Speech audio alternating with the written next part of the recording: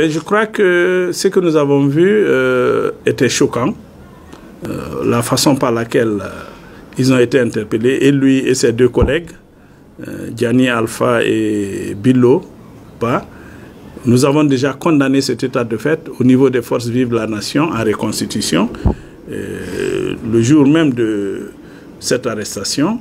Et je crois que cela doit cesser. C'est-à-dire que chaque fois qu'on voit des images de ce genre, ça nous rappelle le passé. Donc, les habitudes ont la peau dure.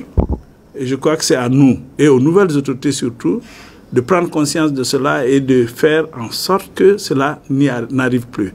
C'est pourquoi nous avons dit, l'une des premières conditions d'ailleurs, c'est demander à ce que cela soit élargi, soit libéré. Le droit n'a pas été respecté. Nous avons écouté beaucoup de juristes qui ont parlé de ça, qui ont dit que le droit n'a pas du tout été respecté. Donc, il va falloir que le procureur qui a instruit les gens à opérer cette arrestation, moi je m'attendais à ce que lui-même, qu'il désavoue les gens qu'il a envoyés, la façon par laquelle ils ont opéré à l'arrestation. Je pense que cela n'était pas normal et que le procureur devait, non seulement le procureur général qui les a envoyés, devait les désavouer sur la méthode.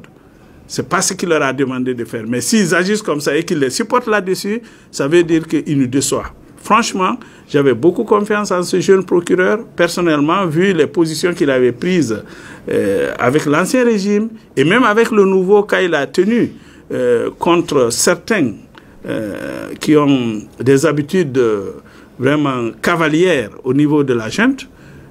Nous l'avons supporté, mais si c'est lui qui se comporte comme ça, je pourrais simplement dire que c'est une déception pour nous et que je me demande quand est-ce que la République de Guinée aura des cadres qui n'ont pas cette façon d'agir. Est-ce que cette arrestation brutale du coordinateur du FNDC, certains de ses amis, peut porter un coup à l'initiative du Premier ministre à aller au dialogue?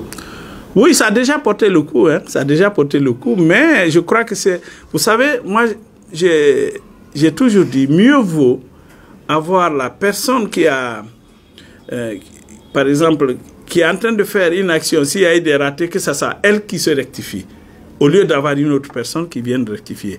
Et je crois que c'est le moment pour le Premier ministre de prendre ses responsabilités pour non seulement remettre effectivement le dialogue sur les rails et désavouer publiquement, ou bien par des actes administratifs, cette façon cavalière d'opérer. C'est-à-dire, il va falloir que les autorités, que ce soit le gouvernement ou bien que ce soit le CNRD, prennent des décisions fermes et sanctionner ceux qui ont agi de cette façon. Ça va rassurer les acteurs sociopolitiques. Donc, en clair, vous demandez des sanctions contre bien sûr. Contre les policiers?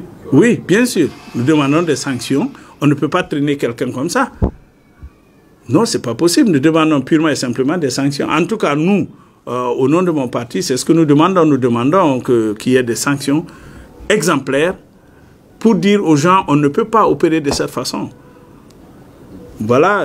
Et ça, ou c'est le Premier ministre qui prend cette initiative, ou c'est le président de la République même. Là, il va, en tout cas, avoir un crédit auprès des acteurs sociopolitiques. Même si on n'a pas confiance en ce qu'ils font. Merci, M. le Président. C'est moi qui